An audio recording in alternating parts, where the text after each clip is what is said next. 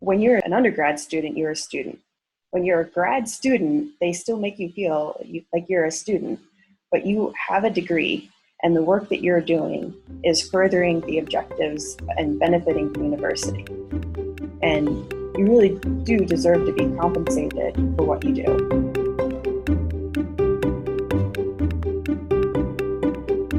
Welcome to the Personal Finance for PhDs podcast, a higher education in personal finance. I'm your host, Dr. Emily Roberts. This is Season 4, Episode 7, and today my guest is Dr. Mallory Smith, a staff scientist at a large public research university. Mallory has a message for graduate students. You deserve to get paid, and asking to be financially compensated doesn't have to be gauche. We talk through several applications of this mindset, from rectifying a lapse in pay to finding creative sources of travel funding to negotiating a job offer. Mallory also shares her experience side hustling as a tutor for undergraduate students in physics. Without further ado, here's my interview with Dr. Mallory Smith. Welcome to the podcast, Dr. Mallory Smith. Mallory came to me with several ideas that she wanted to speak about from her own personal life, all relating to income. So that's what we're going to cover today, income as a PhD trainee. So Mallory, will you please introduce yourself to our audience a little bit further? Sure. So I got my PhD in 2016, officially 2017. And I was a postdoc for about 2 years, and now I'm a staff scientist. On the staff, we use the term staff scientist to say that you're promoted, and I haven't been promoted, so I always add that disclaimer. It's a new position for me. I went to a small state school for undergrad and to a larger but not very large private university for grad school.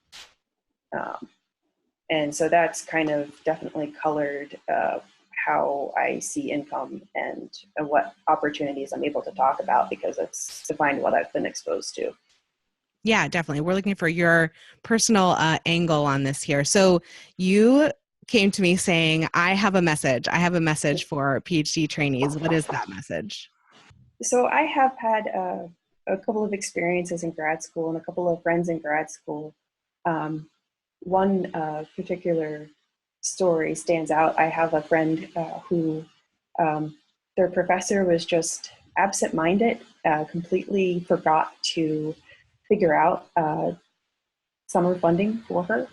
And she kind of had assumed that he was on top of it, and he completely wasn't. And so it got down to the last minute, and it's like, oh, by the way, like next week, you're not going to be paid anymore because I don't have summer funding for you. Oh, well. And she said, oh, okay. And the deadlines for everything had passed. And I'm like, you need to tell the department, because our department was really trying to make sure that they got some funding somehow for every single one of their students, whether it be a summer TA position or working something else out, and she didn't want to ask because she was afraid it was, past all the deadlines. And, I think she kind of felt like, oh, it was my responsibility to have figured this out earlier or something like that. And the thing is that when you're a student, like you're an undergrad student, you're a student.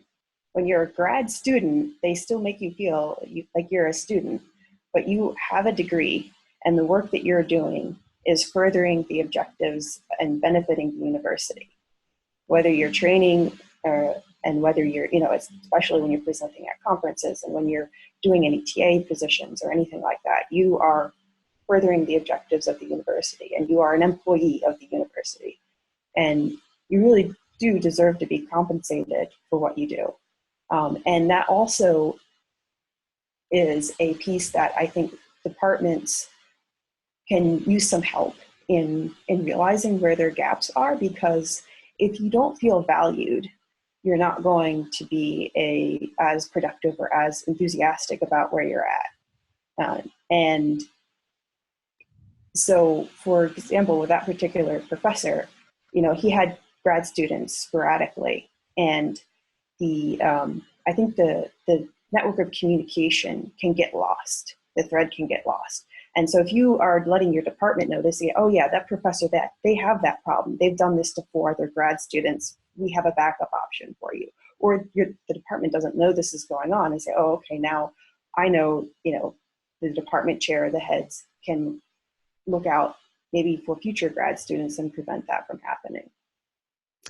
This is I have so many things that I want to say about this topic as well. Like, it's such a strange relationship, right, that graduate students have with their advisors and also with their departments and universities.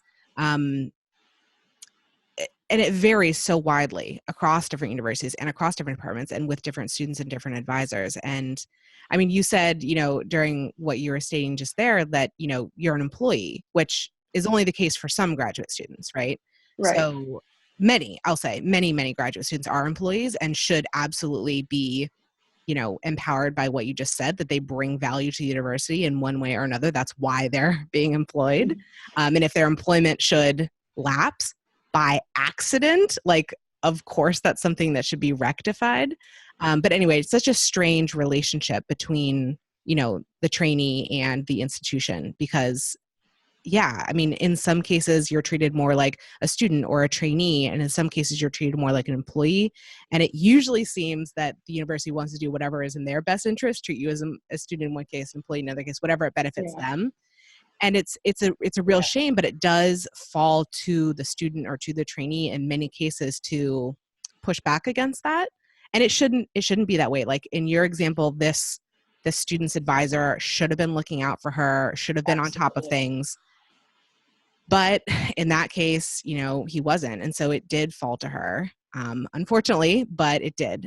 And so I observed something similar actually when I was in graduate school. This happened to a postdoc that I knew, that her pay just lapsed for several months. And she was an employee. Like, so I don't know, maybe she was switching, positions or something. I'm not sure what happened. Actually, I think it had to do with being a visa issue because she was an international postdoc. But anyway, she went unpaid for several months while this was being sorted out by her advisor. And she was kind of, like you said with your friend, she was kind of okay with it. Like, I was shocked and appalled when I found out that was happening, but she didn't really want to rock the boat. And maybe that was because it had to do with visa stuff. I don't know. But in any case, it did unfortunately fall to her. What do you think that these people I'm sure this happens to a lot of different people. Like, what should these students and postdocs do if they find themselves in this kind of situation where, like, they're kind of being taken advantage of, although maybe it's unintentional? Like, it's not necessarily like malicious, but it's just bad management. Yeah, I think it's departments and professors, people, they take the path of least resistance to getting the thing crossed off their list. And I think when you're a grad student, you have to start looking out for yourself to some degree, because there's no way to have a blanket. I mean, there should be better policies in place at a lot of universities to prevent a lot of this from happening. But until that we're there, I think when you start, you have to know what your parameter space is. Your offer letter will tell you how many months of funding you're guaranteed. And so I think it's been a while. I started grad school in 2010. So I think my offer letter said that I was employed 11 out of 12 months, but that it was 9 months of like serious pay and then 2 months of summer pay to be covered by the professor. Like there was some language in there that you would know ahead of time. Also, because if your professor is someone who's not paying attention to deadlines and not being forthright in communicating things with you, you kind of have to take that on yourself to do. Find out in March if you have summer funding, because that leaves you not enough time to work something out. Yeah, unfortunately, these advisors are very rarely trained in any kind of management, right, of a lab. Yeah. Like they're often kind of flying blind and doing whatever they've done in the past. And it's really it's really an unhealthy situation all around, something that really, really desperately needs reform within academia. Yet, this is the system that we're working with right now, and students and trainees do find themselves there. So in the case of your friend, in the case of my friend, what do you think how could they have phrased this request so that they're, likely to have it fulfilled, but also not feeling, whatever was holding them back from asking in the first place? Maybe they didn't want to feel pushy. Maybe they didn't want to draw attention to um, the mistake of, their supervisor. How could they have maybe, tried to rectify this? If it's hard to start that conversation, it's intimidating to make an appointment with a department chair and say, like, I'm lodging this formal complaint that I'm not getting paid and I'm angry. That's a very hard approach. That's not one I would personally take. That's definitely not one my friend would be comfortable with taking. So I'd say find someone that has a low barrier of entry to talk to. Departments have a lot of other people beyond the administration, the secretaries and other people who have been working with the department sometimes for decades. And they're often in this position that they're not someone directly, responsible for your management as a grad student, but they know the department. And if you can sort of start to find people who, the people who know the things in the department. And we have, at my graduate school, we had someone who was really looking out for graduate students. And, you could go very easily to her and say, hey, like, I'm having this issue. How should I approach it? And get some real feedback that wouldn't be, the full going, all the way and like lodging a complaint. And just kind of like older grad students, like if there's an older grad student in your group with that professor, say, hey, like, this is happening to me. Did this happen to you? What do you think I should do? And you can kind of get some tips on like the sort of the least, like, least causing the boat to rock way of getting what you really deserve. Yeah, I totally agree. I mean, in my department as well, when I was in graduate school, we had an excellent administrative assistant who was handling all the graduate student stuff. And she, as you were saying, it was really like an advocate for graduate students. So I feel like I could have easily gone to her and said, I'm having this problem. What do I do about it? And maybe that is, escalating it to the DGS and doing something formal, and she would know. Or maybe it's as simple as, oh, she's just going to go have a conversation with someone and it's going to be fixed. Like, no problem.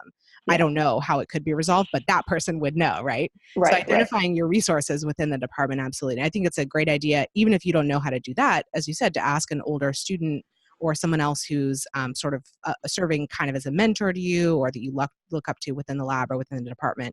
And they're going to know, right, who that person is to go to. So I think that's an excellent way to approach it. And so I can definitely see how this skill of advocating for yourself when necessary can apply to post-PhD life, right? Isn't this the purpose of being a student, right? We're learning how to do things. We're learning, we're gaining knowledge and gaining skills and so forth. And some of these soft skills, like speaking up when something is not right, are very valuable to learn within graduate school and can be used later. Do you have any thoughts about that, about, using this skill of self-advocacy post training phase? I think, post PhD. So like typically PhD programs, in my experience, which is, a narrow subfield of physics, is a narrowly defined, like, here is the tuition that graduate students in this department get. That's it. And so I didn't know this ahead of time, but during graduate school, I learned there's other ways to ask for money. And so one of the things I didn't do when I applied for a postdoc, so the postdoc I applied for also had like a set salary, like this is what we pay postdocs, that's it. But someone else I know actually asked for additional travel funding, and they were able to give that to that person. So they had their own travel budget to go to whatever conferences they wanted to. They didn't need approval or, to worry about funding regulation. Like it has to apply to the grant that's paying for it kind of thing. They could just pick a conference and go. So, that's a type of perk that you can ask for. And then also I think some postdocs do allow you to negotiate for salary. And then every job postdoc, maybe not every, but most every job postdoc is a negotiate for your salary type of position. And the graduate school I went to had a big business school, and it was big on their undergrads, like being, successful,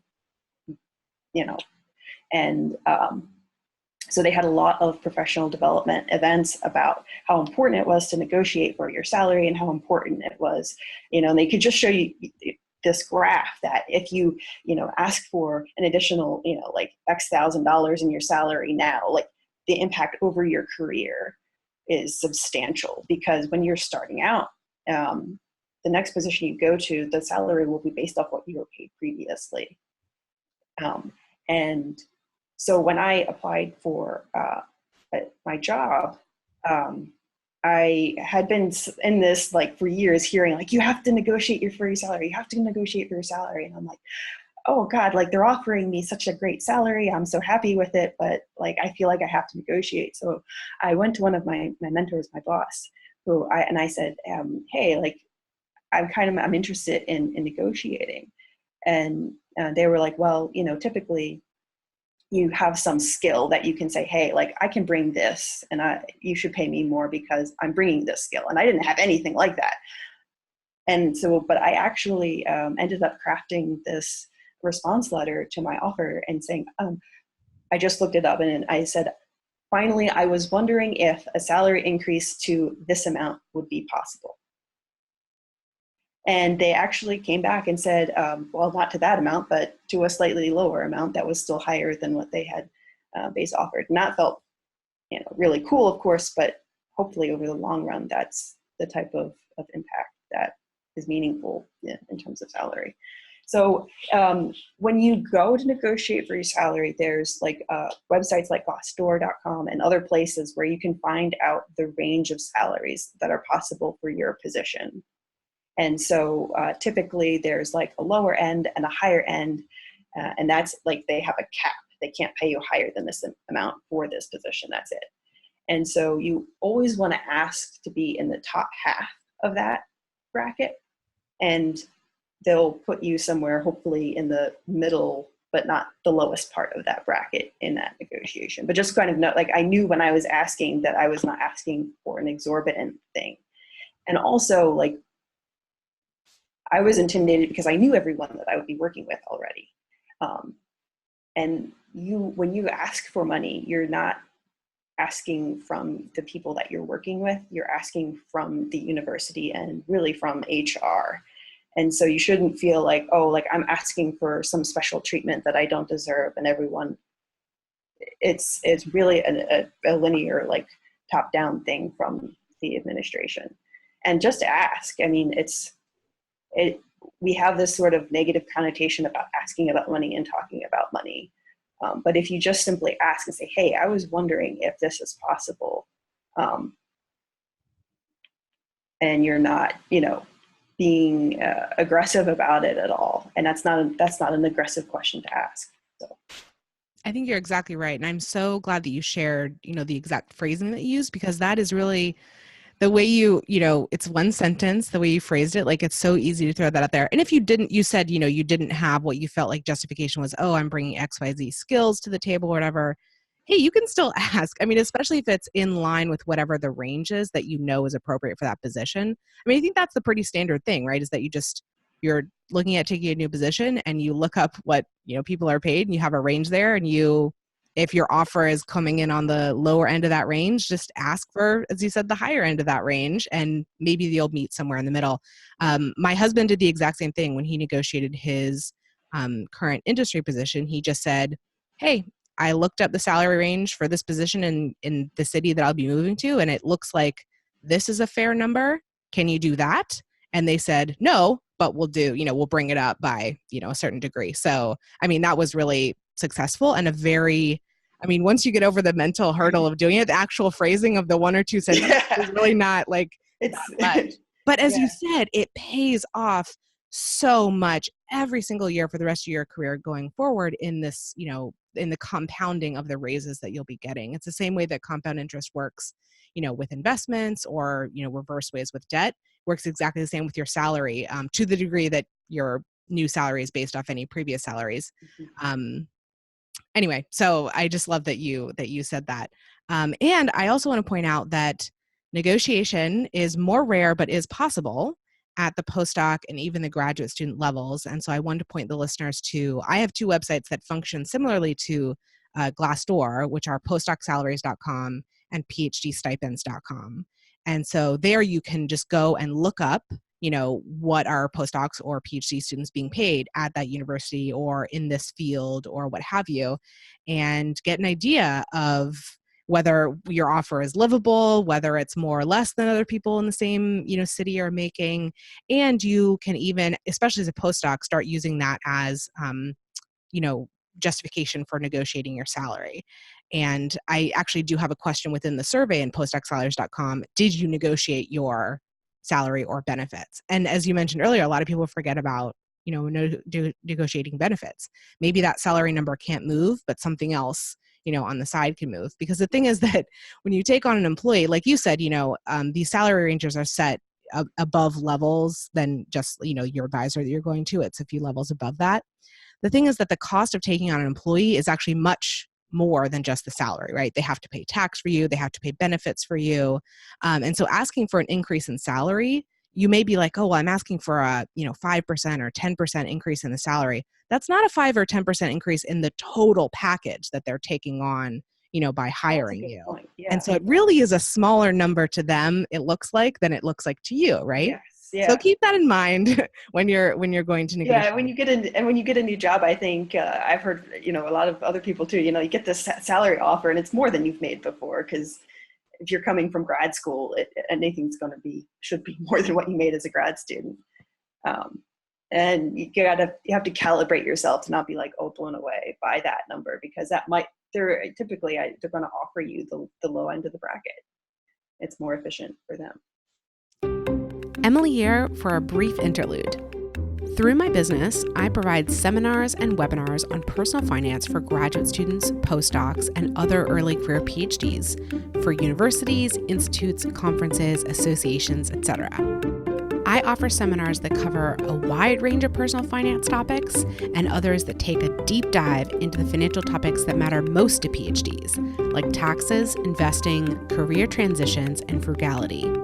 If you're interested in having me speak to your group or recommending me to a potential host, you can find more information and ways to contact me at pfforphds.com/speaking. That's pfforphds.com/speaking. Now back to the interview. Okay, so you mentioned a little bit ago that you, I think you said it was an example for you that you negotiated for, or no, it was a friend, negotiated for some travel funding. What ways have you, gone out and gotten extra funding, or what ways have you seen other people do that? So I know that the American Physical Society, they often have a pot of money for helping grad students attend conferences. And so you can apply and they will give you some. I think the one that I knew about was they gave everybody who applied and they accepted $300 toward traveling to this conference. And it's not much, but it helps cover some of the difference. Especially if it's something you were going to pay out of pocket anyway. That's a big difference. Yeah. And the other thing is, so there can be pots of money. I mean, so departments sometimes are strapped for cash. And I think that if you're running up and you're asking for money and they really are we don't have money, we're sorry, we really don't have money, they will say that and it will be clear. But a lot of times departments have pockets of money around. And it's well, if you know to ask, this will become accessible to you, but you have to know to ask. And sometimes, and they're not advertising that part as well, right? So I know that for certain universities, they often have some study abroad relationship with one country in particular. So if you want to go to, if there's a conference and it happens to also be in that country and your university already has a relationship with, sending students there, even if it's undergraduate students, there might be a pipeline for getting funding. That's pretty easy. There's also, there's some, I got travel funding from a private fund that came from a donation that existed for grad students to travel internationally and present their work or attend a workshop and learn. And I didn't know about that until my advisor said, hey, like, I don't have money to send you to France for a month, but you should apply for this thing. And that worked out. And then there's also there's pockets of professional development funding around that you can say, well, if you're presenting your work, that's accessible. The other thing is that sometimes the graduate student unions can have money set aside for helping grad students with this. And I think our graduate student union had some sort of rolling, like you can apply to get a couple $100 towards travel, and preference given to students that haven't gone anywhere yet, kind of thing. And so, yeah, there's a lot of weird avenues that you can find out there. There's also cross-disciplinary or interdisciplinary types of collaborations and alliances that if you're doing anything related to them, you can reach out and say, hey, I would like to go to this conference that you guys are holding because I'm doing this thing that's related. Can you help me cover some of that cost? Thank you so much for, listing all those different, as you said, little pockets of money that might be accessible to you if you have the secret key, the unlock code, to inquiring about them. And it's too bad that this is kind of, secret grad school knowledge that, has to be passed by word of mouth instead of sort of being out there and clear. And maybe it is clear in some places, but this is another one of those reasons, these are the ones that you've observed that were relevant for your university and your department, and they may or may not be similar with somewhere else. Mm-hmm. But hopefully if a newer grad student or a newer postdoc entering a new place can ask some people a few years ahead, oh, I'm looking for funding to go to this conference. I ran into a barrier. There's no more pools of money in the standard place. Do you know how people have got, start asking those questions of maybe there's some kind of workaround here. And I love all the examples that you threw out. I hadn't heard of half of them before. So that's wonderful. And everyone can try those, but also still ask your peers, what are the secrets to this place and these funding pools?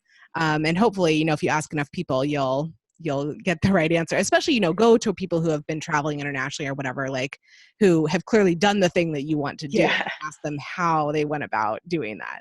Yeah. I think a lot of times we get into this, our PhD, we're in our perspective and our bubble. And a lot of the things that are unique for us are not unique for the department and not unique for graduate students. You're probably not asking for something new that's never been done before. The other thing I'd like to mention is professors who have been professors for a while think about this differently. I think they kind of have the mentality of it's ridiculous not to get compensated. And of course, why wouldn't you ask? So they're not, saying oh, hey, by the way, I can pay for you if you ever want to do something like this, this, or this. It's not because they're trying to keep it a secret from you. It's just, it doesn't occur to them that you wouldn't know about this already, which is crazy, right? If you're a new student, why would you know? But they get kind of stuck in their experience and their bubble of what they see and what they deal with and how they think about salaries and funding, which is on a whole different level. So. Yeah, just another, goes back to your first point about simply asking and advocating for yourself in a very gentle way can be done with respect to this, additional travel funding and so forth. And the other topic that you wanted to bring up was regarding side hustling. So can you tell us about your experience with side hustling in graduate school? My side hustling was tutoring. So I didn't aggressively side hustle. I didn't need to really supplement my income, but it was nice too. And tutoring is something that, one, there's always a need for tutors for, freshman level physics. And two, if you look up you can look up what the typical tutoring charge per hour is. And if you have your bachelor's, the level is typically I think it was $25 to $30 or so. And then if you've got your master's or your PhD, it's, $30, $40, $50 an hour. And so a couple of things with that. One, I hate charging students that are struggling with physics. We're like, okay, yeah, I can help you, but it's going to cost you.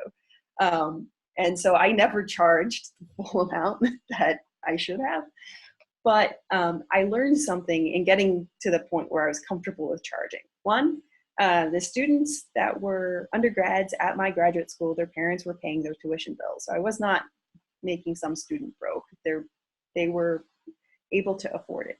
Two, when I was getting compensated for my time, $20, $30 an hour, I was very happy to prepare for that well and to do a good job. And so once I had some experience tutoring, because I went in with very little experience, and I knew that, I was like, okay, I always joke, say, I have to write the students I first tutored and say, I'm really sorry I learned how to tutor with you and you didn't learn any physics, but I learned after you.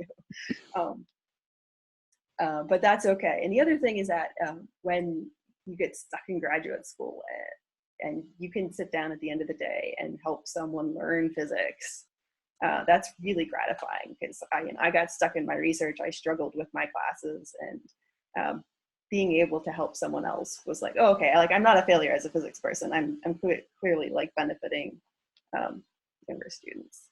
I think that tutoring, I mean, I would say it's the number one, thought of side hustle for a grad student.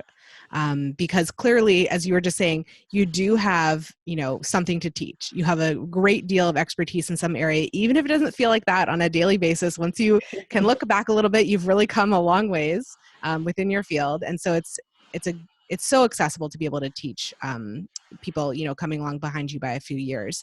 The other thing about charging students and feeling a little bit weird about that is that you have to remember that this is above and beyond all the resources that the university itself is transferring to those students. So like they have, the class that they're in, they have the TA for that class, they have their professor, they have maybe, at least at the college that I went to, there was sort of a free tutoring center available that you could just make appointments at for various subjects. And so being a private tutor is like, well, they've already maybe either gone through those resources and haven't found them sufficient, or they don't want to use them for whatever reason. They're willing to pay someone for their time, for the individual attention, whatever it is. So yeah, just to keep that in mind when you are going into that situation that you're charging for, like they already have a lot of resources available to them that are included with what they're paying already for tuition. They have decided that they want something above and beyond that.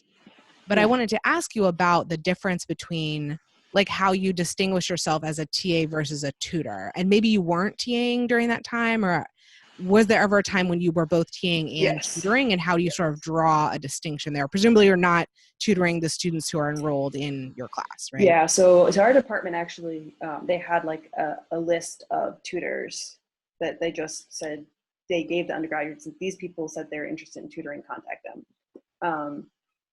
But you were not allowed to tutor someone that you're TAing. And so that's probably a good rule, because then they're paying you to get preferential treatment in some sense of it. The other thing is, so when I got to be sort of, on my feet about tutoring, I would have more students that could contact me than I could handle. I can't tutor more than 5 or 6 students in a given week. That's a significant time investment.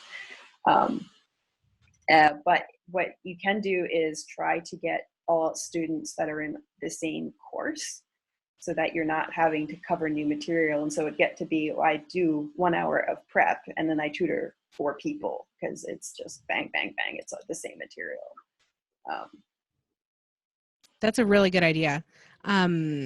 Yeah, I hadn't thought of like that sort of, when you have such a demand for your skills, it makes sense that you could then, select among the potential clients that you have. The other thing I'll say to that is raise your rates. If you have more demand, raise your rates. Yeah, then I got yeah, standard thing. Did it ever occur to you to do group tutoring? Would that have been possible? Like when you were already sort of lining up these students in the same course? Yeah, I've done some group tutoring, and I think that, at least for my style of tutoring, it more than 2 people becomes really less one-on-one. And so I my one-on-one rate was one thing. My group rate was like lower per person, because I just think that the experience that I could offer in that environment was a little bit less. But that's a good way to do it, to kind of meet, if there's a lot of demand and you feel like you want to really help the students. That's a good way to kind of minimize the impact on your time to help the maximum number of people. But Yeah, I mean, also, it's a little bit of a win-win. Like, you lower the rates for them, you raise your hourly rate for yourself, right? Don't just split the same rate among everyone. You're working harder, like raise it and then split it. What were you about to say? Yes. Yeah, raising it and then splitting it, absolutely. But then also, I think at least the undergrads that I encountered, they were like, well, no, we're paying for one-on-one tutoring experience. I don't care how much it costs me. I'd rather have that than the group thing. So I couldn't really convince them to make the group thing a thing, but that was okay. Yeah, that makes total sense. Well, I'm really glad that your department made that easy for you. Because often when I think about tutoring, I sort of think about, I guess I don't really think about going through the departments first, but that's a very, very natural match. And so if the departments are willing to, have a running list of, grad student tutors available, then that's great. So did your advisor know about your tutoring side hustle? Like, you were on a list somewhere, so he or she maybe could have known? Yeah, definitely. I'm sure my advisor knew. It was something that I did after hours, and so I didn't consider it like I need to ask for permission for this. It's my time. And also, since the department encouraged it, I know, there's some advisors, I'm sure, that would, discourage you thinking about anything other than your own research, but it was sort of okay because it was normalized within the Yeah. department. Yeah, I guess I would say for an environment where it hasn't been normalized, like maybe that list isn't available, or you don't really see other grad students working with undergrads at the same institution, tutoring is still available. It's just you might have to look to a different population, like in your city, like high schoolers or, students at another university or community college, but or, do it within your own university, but keep it a little more like quiet. There are just a lot of options available for tutoring. And like you were saying earlier, I mean, it's it's not really necessarily a distraction from your research if it's reinforcing, basic principles for you and improving your teaching skills and improving your confidence within your own field or whatever it is. I mean, I feel like tutoring is one of those side hustles that's both easily accessible and potentially has benefits in your, primary professional life, not just, okay, I'm earning an extra income here. Yeah, absolutely. So to close out, Mallory, what advice do you have for a grad student or postdoc who's looking to increase her income? I'd say, find out the resources that are available in your department. Find out every opportunity for getting expenses covered.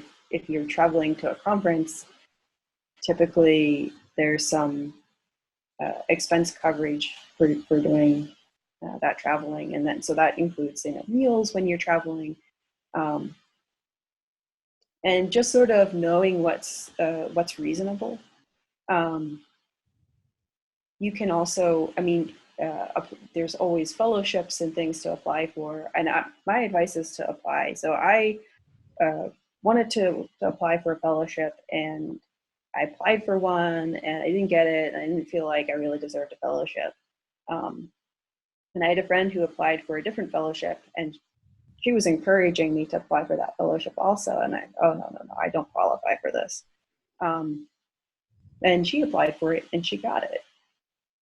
And, I don't think our background experiences were so different. We had a lot of similar, we looked at our records on paper, we had a lot of similar things. And so don't close yourself off to opportunities because of where you think you're at or what you think you're worth. Go for everything and let them tell you no. Like, you might be surprised. The other thing is just doing everything. If you care about maximizing your income, minimize your expenses.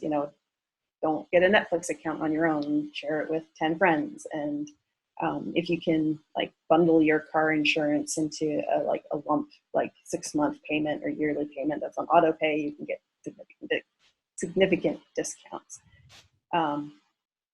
Other weird things, like if you ever need a rental car, because if you are considered in any way an employee of the university, it's often with rental cars, and there's just like a global discount with like major car rental companies that you can say, hey, and I work for this university, and even if it's for personal travel, they'll still say, oh, okay, well, we can give you an 18% discount. Yeah, so I was not, I'm not, so I never really like went out to like maximize my personal wealth. I just wanted to sort of do well and keep my head above water. So I think that if you really want to maximize your wealth, then there's a very, you're the expert in providing all of the information for how to do that. But you don't have to maximize everything in order to just do well financially. Like, I'm happy with where I'm at financially. I could be at, somewhere else entirely, but I'm doing well, and that's all I need, So I think finding that point for you where you can have, whatever income level it is, where you feel, comfortable and happy. And if you can have a job that allows you to have that income level and you can feel fulfilled professionally and have the lifestyle that you want, I mean, that's a really sweet spot, right? You don't have to, I think, because we're speaking to academics, people who have been in academia, at least in the past or maybe in the present, I think it's a pretty well, shared value that being wealthy or being incredibly rich is not like the number one priority for everyone, because you wouldn't have made the life choices that you have to this point. You wouldn't go to grad school. The case.